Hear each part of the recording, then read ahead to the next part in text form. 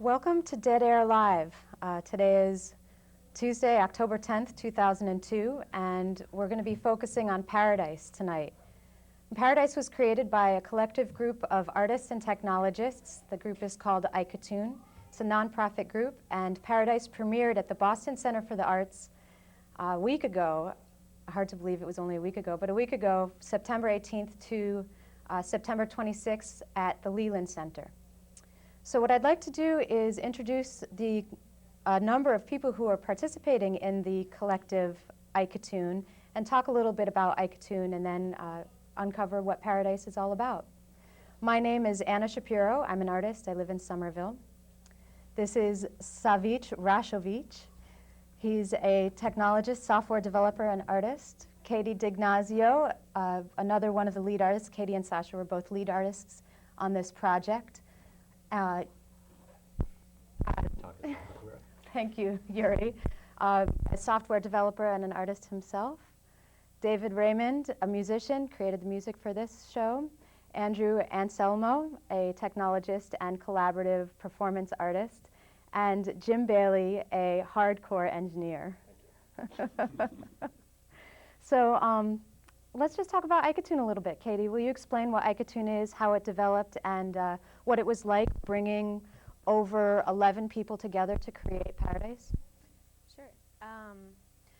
Well, to start at the very beginning, iCatoon began from a conversation that Sasha and I had on the porch of our software development company, where he was doing user interface work, I was doing coding, server-side software, and both of us feeling rather dissatisfied with working on project management software, decided that there was somewhere further that we could go and somewhere further that technology was taking the arts. From that stemmed a long conceptual phase where what eventually came out is that we decided that we wanted to break a little bit with software as being inside the computer screen and experiencing software-based artworks as limited by the computer monitor, which turns out to be pretty boring most of the time, and expand into the physical world and create worlds that people could actually walk through, experience, and have emotional reactions to.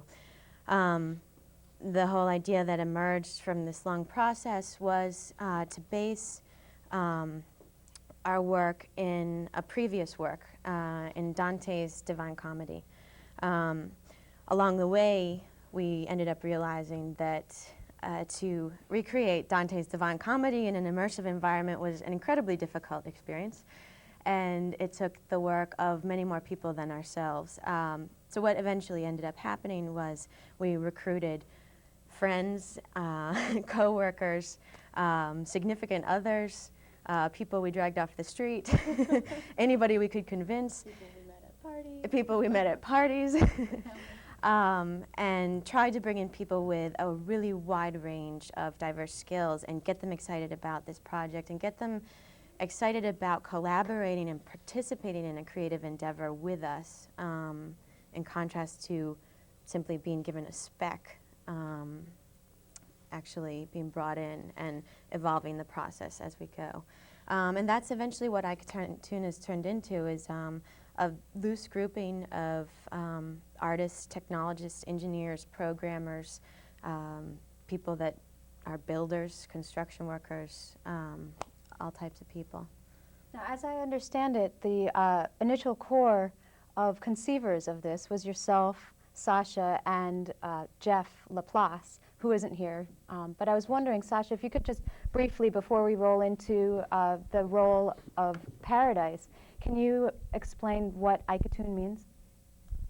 Well, yes, I can. iCatoon is, actually, it's, we combined, Katoon is sort of a Balkan South Slavic word that means a temporary village. And I, in our case, stood for an individual, for ideology, for information, which was sort of the idea, which was surrounding us in the 90s, especially the informational part. And we decided that iCatoon should function on those principles. First, our theme should be around what we know best, dealing with information and ideology in our present time. And secondly, we would, each time we have a new project, recruit people who would actually like to work on that project. So some people would stay, some people would disperse, but in the end you'd have these temporary kind of communities working together from all sorts of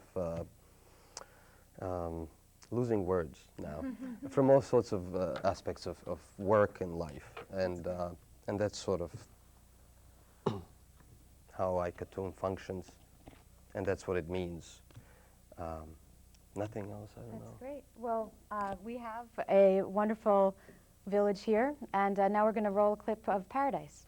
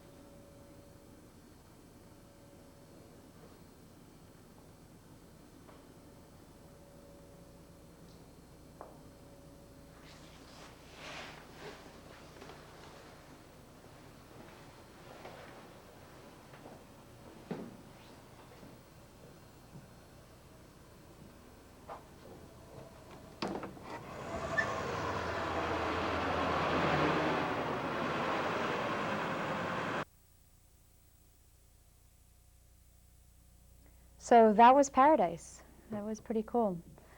Our Paradise was based on Dante's Divine Comedy in Paradise. And Sasha, I know you've studied a lot about that, so would you please explain the transition from sourcing Dante's Paradise and bringing it into the 21st century technologic installation that we made last week? Well, there were several reasons we chose Dante, actually. One was, if I may go a little bit back, is that we wanted to use our knowledge and our access to technology to create an actual real space, physical space, journey-like installation. And Dante seemed to be corresponding in many ways. One, that we really liked the idea of replacing his Christian God with our deity of information. And we thought that really the journey that one would take through this hell and purgatory and paradise, the one we did first actually, would actually relate to people today, even though it was based on something that was written a long time ago. In many ways, Dante as a writer was creating a whole world. He wasn't just trying to take a piece and describe it. He tried to take the entire environment and construct it and say, that's how it is, and that's how it works, and that's where you go, that's what you smell, that's what you feel, that's what you hear, that's what you should understand, this is what you should be afraid of. So he was very much a kind of a sensory writer. He didn't write so that you would just read the story and feel very satisfied afterwards. His whole attempt was to include you in the story. While reading Inferno, I actually felt viscerally repulsed through part of it. Absolutely. It really gets you. Inferno will do. I mean, and greatly, as I think you have mentioned before, our Western kind of a concept of hell, we can thank Signor Dante for that, very much so. But I'd like to say that, I mean, the key word here is really to say that his writing was an immersive kind of a piece, and thus we have tried to replicate that immersion through an installation. That was probably the pillar and the most important part of this to us. So when you created this installation, you weren't creating something that was directly in line with what Dante wrote in Paradiso, but you chose to put a spin on it, a technology spin on it. Well, we took an assumption just like Dante did, right? If you're creating something, constructing, and you take an assumption and you take it from there. Now people are either going to believe you or identify with you or be very confused by you or say no. But in any case, what's important is that it makes sense within that construct. And what we've tried to say is, what is perfect information? Well, perfect information is something that lies beyond the human ability to attach ideology to it, to truly understand it and make sense out of it, to be able to walk outside and say, I have seen this grid, I have seen this shape, this is what it means, this is what it reminds me of. There is a complete sense of insecurity of your own, of not knowing, yet in the same time it exists. It is real. So I think that that's what many people did feel when they walked into the space, and this is a good time for us to cut into or look and see how different people responded into the space. Some people approached it with a spiritual bent by practicing yoga in there. Other people decided to harmonize with the music that was in the space. Other people weren't really exactly sure what to do. So there are two segments that we're going to see, one of actually me practicing yoga and another of some friends of Dave's experiencing and trying to comprehend this paradise and expressing their own paradise in conjunction with it, or harmonizing with paradise, I like to call it. So let's cut to the tape.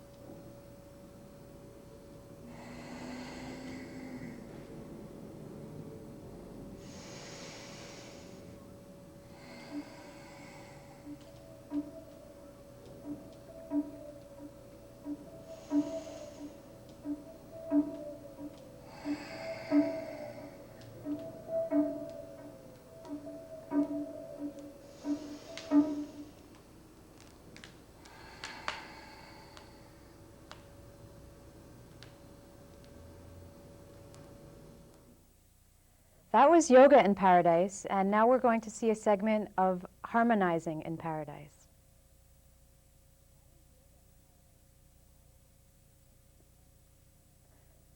With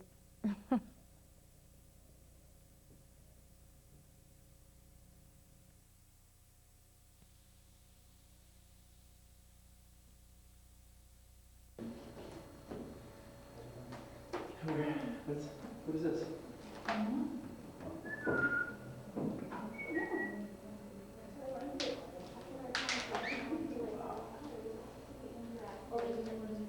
My quote. And wholly gave itself. Ooh. And wholly gave itself to the delight of the sweet vision of Beatrice. But she flashed so radiantly upon my side.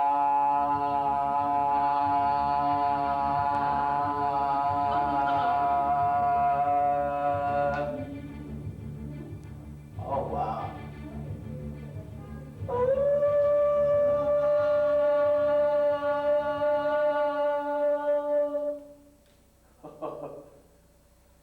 You gonna read yours? Yeah.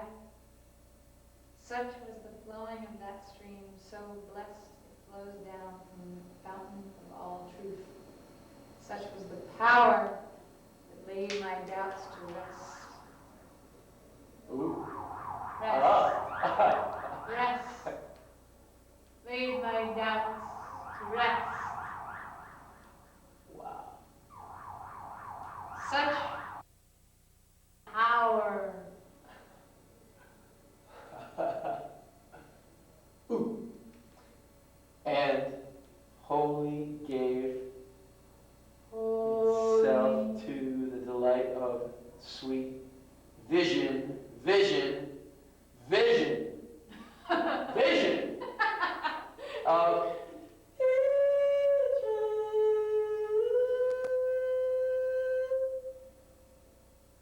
how come it's not doing me?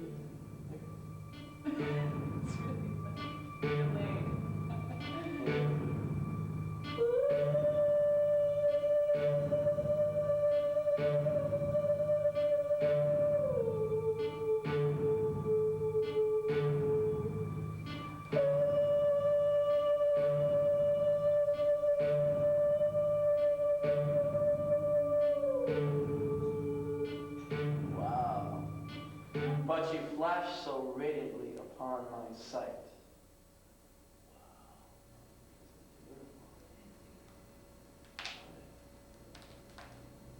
It started to make noise when I was up here. Here.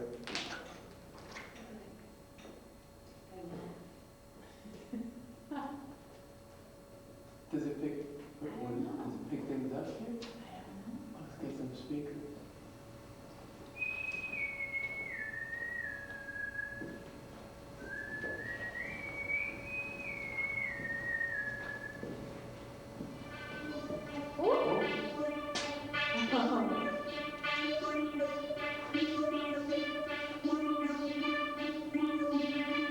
You keep making noise. You keep making noise. I can't tell if it keeps going or not. It seems like you stop. I think maybe if you start speaking, that's what happens. But it seems a little delayed. You can watch it over here.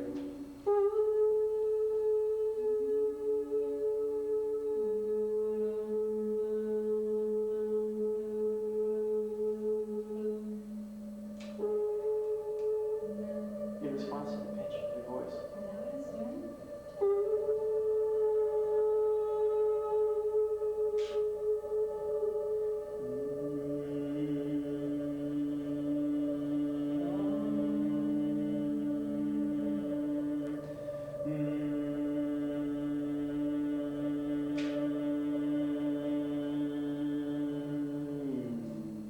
See if we can get it to go low.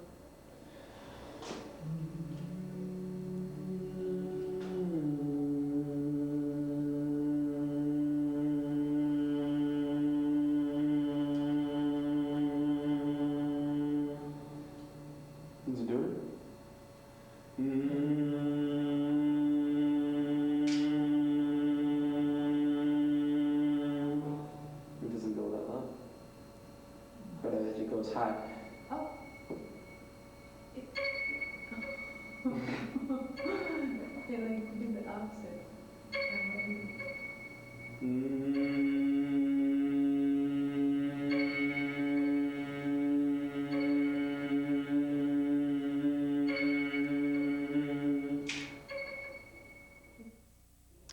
So that was Harmonizing in Paradise, and you probably witnessed some visitors sort of riffing off of the music that was created in Paradise. And that music was created by Dave Raymond. And Dave, hi. Hi. Good, how you doing? I'm hanging in there. Pretty good. I think as someone who doesn't make music, I am not really familiar with how composition occurs, the creative process of composing, but I was wondering if you could kind of explain what the process was for you in creating these short songs, and I think you created quite a few of them. Yeah, I created 48 of them, actually. And That's basically I started off, these two guys told me what kind of atmosphere they were going for, and they gave me some basic guidelines. I wanted sort of ambient soundscapes. They suggested the key of D because according to myth or legend or whatever it happens to be, the earth makes the sound, makes a tone, a D tone, right? I thought it was redundant. As it, no, actually it's D for Dave, I think.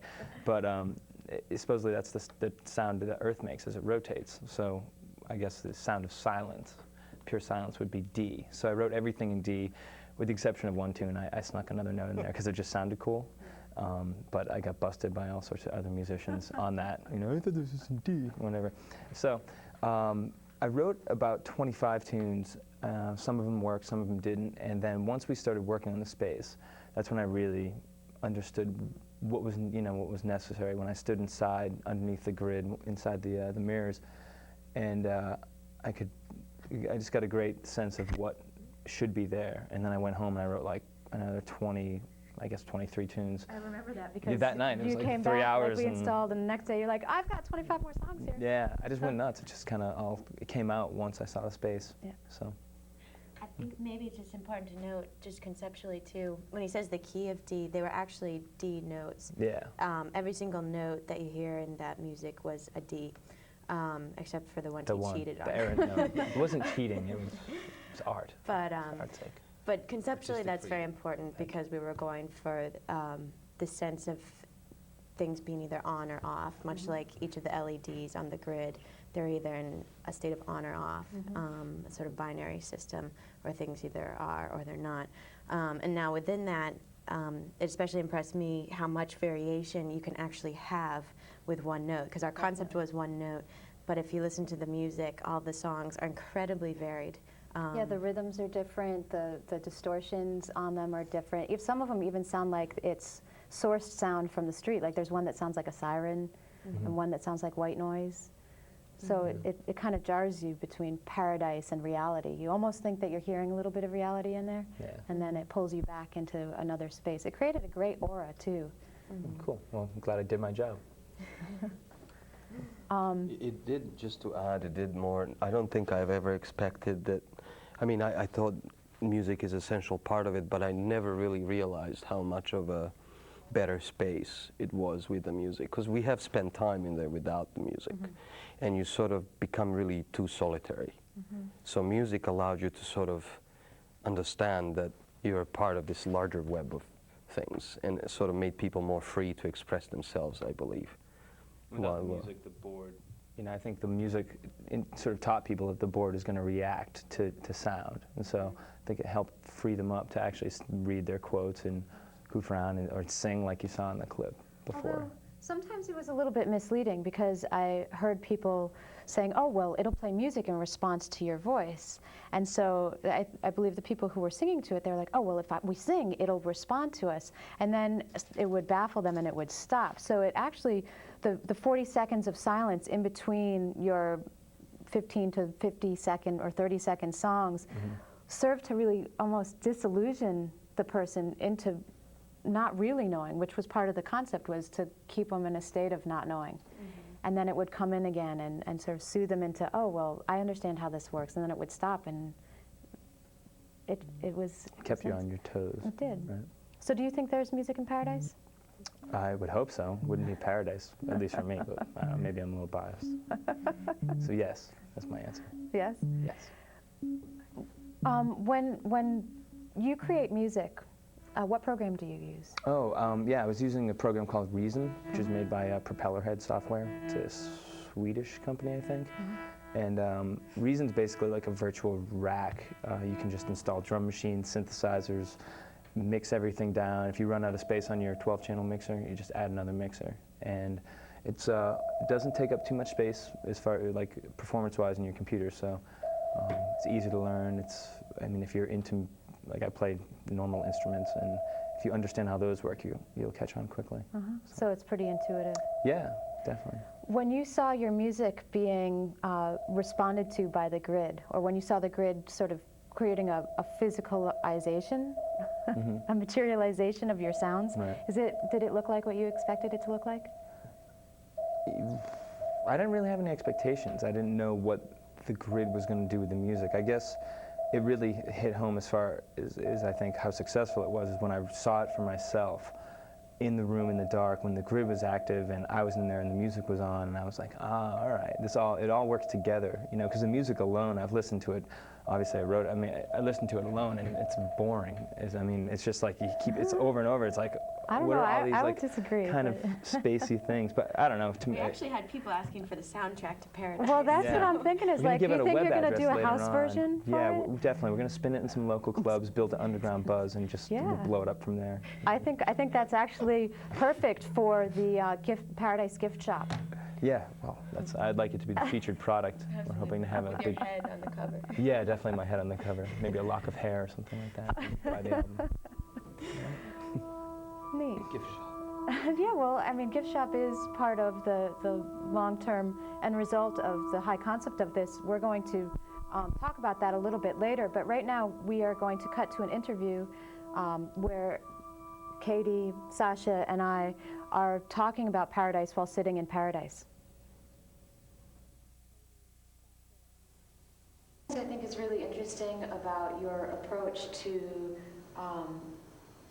addressing a Renaissance text, an early Renaissance text, is that you chose to bring to it, like you said, a 21st century notion of information. And you both work in information technology. You both have very strong backgrounds in that technology. How do you feel like that has influenced your decision to use that as your metaphor? I think, well, for me personally, I think it's a huge influence. I think that, I actually think that the process of software development actually mirrors in a lot of ways this process, although this happens in a physical realm. In software development, you're actually creating worlds, you know? I mean, it's a tremendous... Like virtual worlds. Virtual worlds, but you're building something from scratch. And there's this tremendous sense of I don't know, magic, fascination, etc. with that process. Just as there is here, you know, we've created this sort of alternative space. That's also what Dante did. He built these whole worlds that you sort of step into, or you're ushered into these worlds and guided through them. But I think for me, the process of, you know, by day being a software developer has played into a lot of my notions, and I think both of ours in terms of how to think about how people are going to be interacting. I mean, we don't normally deal with physical space in our day-to-day jobs, but certainly a lot of the concepts we've borrowed and they've translated pretty seamlessly, just sort of different technology. But as far as thematically speaking, I also think that we're both very affected by the .com culture, growing up in the midst of the sort of personal computer revolution. I, for my part, grew up in a house that always had computers, had robots walking around when I was like 8 years old. So largely, I think I've absorbed the myth that that has been sort of espoused through the 80s and 90s of there's this great new technology is progress, technology is like communication, technology is going to make our lives better, but you know, you get to a certain point and there's, there's still a certain amount of magic to it, but you have to almost examine it more critically. And there can still be magic, but you also have to separate the rhetoric from the real substance. So, I don't know. I'd say my, I sort of worked a lot on the internet, and with information I used to make propaganda that actually tried to achieve political aims, and I've toyed with information in many ways, and I realized that it's a beautiful, the availability of tools that we have I thought was excellent, but you could use it and twist it in so many ways. And then, and if you think about it, an ID's work to us in some way, artists and technologists are, as we have, I think, done with this installation, collaborating and working and using tools. And in a way, I hope great pieces will be done in this day and age, and maybe 50 years from now or 100 years from now, somebody will look back and say this was the sort of art technology renaissance. I mean, what Dante did, why I was also fascinated by that piece, was Dante really revolutionized an entire language. His writing, his language, his dialect, is the basis of modern Italian. It's huge in scope, the influence of that.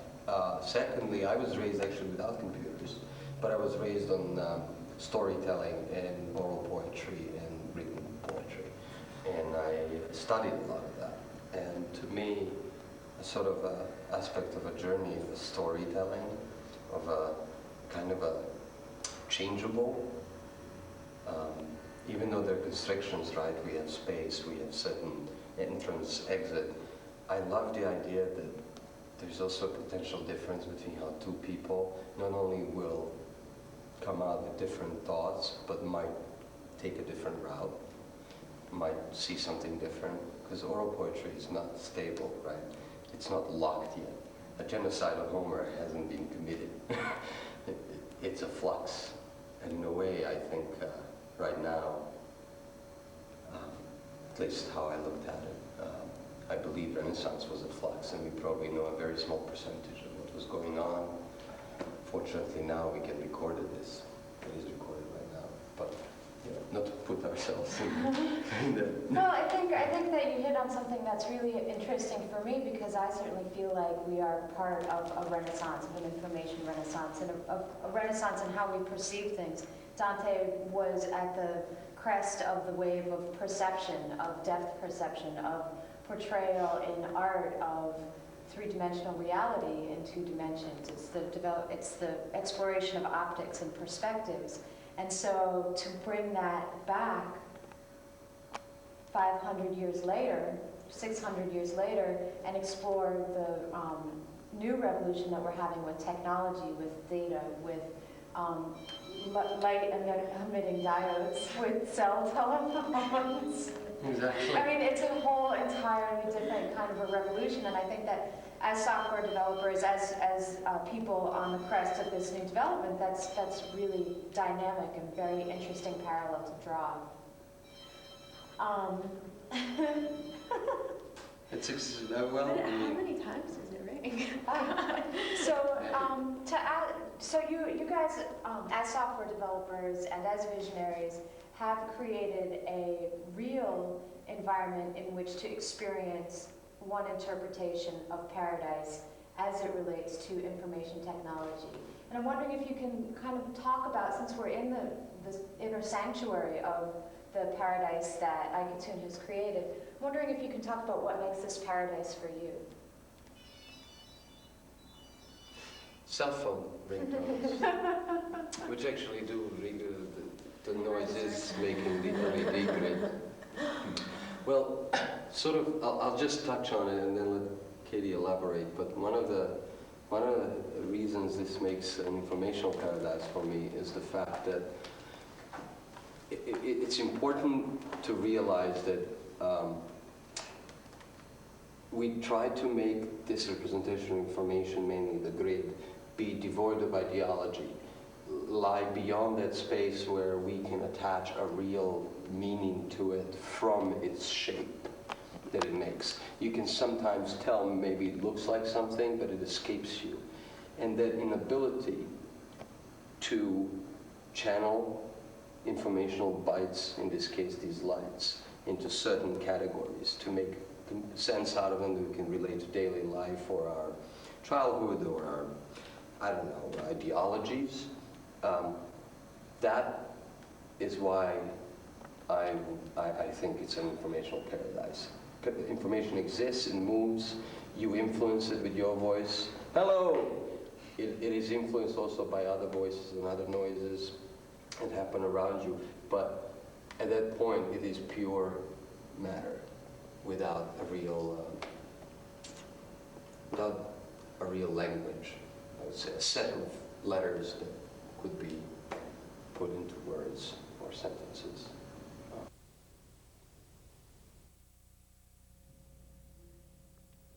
So by now you probably have a very curious idea of what paradise feels like, what it is like to sit in that space, to talk in that space, to have the lights respond to that space. And what we're going to roll into next is a tape about why the grid is the shape that it is, what it's made out of, what it looks like when it is when it's activating, and the concept behind the numerology of the grid that is the central core of paradise. The inner sanctum of paradise was mirrored. It had 4 mirrors on the sides, 1 mirror down below, which is what we were sitting on. And then, as you saw in the original clip, there were columns going through. So let's take a look at the grid and hear about the numerology.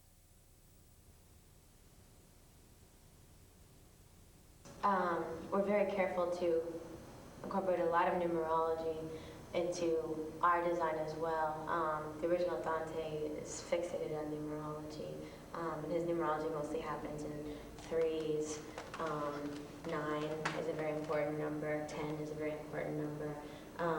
For us, we made the correlation to this day and age and used the binary 0 and 1 base 2 numbering system to sort of correlate to that numerology, because we are now attaching sort of spiritual constructs to those numbers, you know, and we are thinking these days that that's the root of it all, it's the 0 and the 1, you know, and to the extent that we personally believe that, I don't know, you know, I don't think that the root of everything is a 0 and a 1, but it's certainly an interesting idea to explore, and it's an interesting phenomenon that's going on right now, so also to explore. So to that end, you know, we have a grid of 16 by 16 LED lights, which 16 is, 2 to the 4th, and 256 is 2 to the 8th. And a lot of our materials were also carefully chosen to correspond to various degrees of powers of 2. But, so I think this is paradise to me because it's a certain vision of what a paradise of information could be. You know, it's not the paradise, but in a way, despite being incredibly rigorous in terms of, you know, numbering and grids and right angles and things like that, I think that we were successful in also creating a sense of sacredness that any paradise should probably have.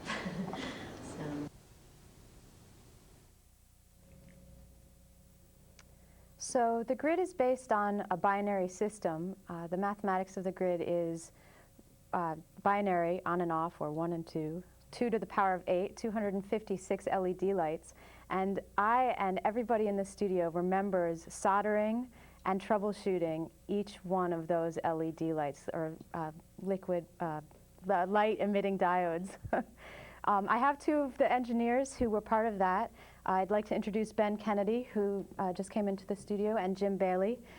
hardcore engineer. And what I was hoping you guys could talk about is the mechanics behind the grid. How did you decide that a 16 by 16 grid is what you wanted, and then how did you figure out how to wire it? Ben, maybe you can talk about that first, because you came in on the concept of this idea, and you kind of figured it out in your head before the grid actually materialized. Well, Katie had approached me and asked for a way to display a binary pattern somehow. And I mean, most basic electrical engineering classes are starting with lighting up LEDs. So that was the initial concept. From there, she wanted to know how many. What's the most number we can do and still be successful with it. So I wasn't too sure. Somehow 256 came up, and it worked out really well. So that was how we picked that specific number of LEDs to go on. And then you have the LED lights, and you have a ground wire and a hot wire is what I call. I don't know if that's the official name. No, but that works. How did you figure out how to turn on each one of those 256 light emitting diodes? Well, that's basic circuit theory. I mean, that's what I've been kind of dedicating my past couple of years to, is creating circuits that do what you want them to do. So, without going into too much detail, is basically there's computer chips that'll control whether that hot wire, as you call it, whether that's actually a hot wire or it's not doing anything. So whether it's actually outputting power or not outputting anything. So when it's outputting power, the LED turns on, and when it's not outputting power, it's off. So maybe, Jim, you want to discuss a little bit about how we went about getting the hardware that Sure. is the controller that Ben's describing. Sure. What happened is that it's relatively easy to come up with a design that works with a few number of LEDs, but when you start increasing it to not 256 LEDs, it's pretty difficult to control them. You have a lot of wires, or you have a fairly complicated control system. So what we decided to do was go hire someone who knew how to build this control system for us. He provided us with some low-level software. The company was CCI Electronics. They're from Colorado. They worked out great. They did a lot of work for us. It was pretty cool. We get the board, and our responsibility once we got the board back was to wire the LEDs so that we could turn the LEDs on individually through the design that Ben is talking about. And ultimately what that took was something like 1,000 solder joins on the board, 512 different length wires, all connected to this one board. There's a video, I think, coming up that shows this massive wires on the back of the board. It's quite fascinating to look at. From my perspective, it's as interesting as the front of the board, just to make it work. So what happened when it didn't work? Well, part of the problem was that this was kind of a theoretical design. We had never actually done anything like this before, and I'm not sure how many people have ever done something of this complexity with a number of LEDs. Well, I was calling it the mad scientist experiment, which I actually didn't realize how bad that was until we actually turned it on and had some problems with it. Ultimately, what we had to do is go down and analyze just about every LED to find out why it wasn't working correctly. And it was a fairly fundamental design mistake we'd made early on that was fixable, luckily, in the time frame. It was basically the power to the board was too high, and we needed to crank it back and then fix a lot of problems we had on the board. So after having troubleshot the whole 256 LED lights, are you pleased with the end result? Yeah, it looked great. I mean, it does what it's supposed to do. The control is there. Great. So now let's take a look at the back of the LED board.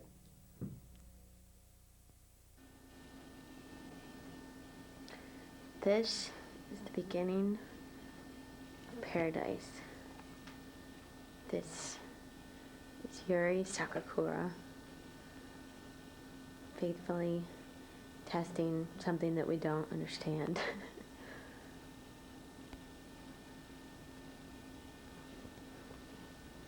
This is our LED grid.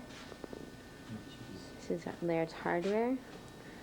The LED grid is not behaving at all, which is why we're measuring.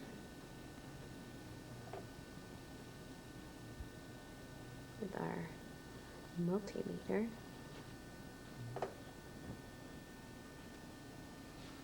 What we should have here is a grid of 256 LEDs that turn on individually or not, depending on our software.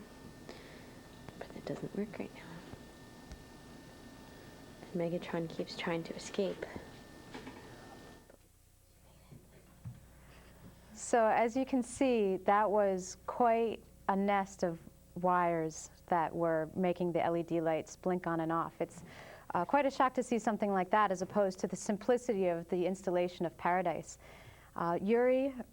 Sakakura is on stage, as is Andrew Anselmo, both programmers and engineers of this site. You actually saw Yuri sort of troubleshooting that board. And Yuri, can you tell us what you were doing?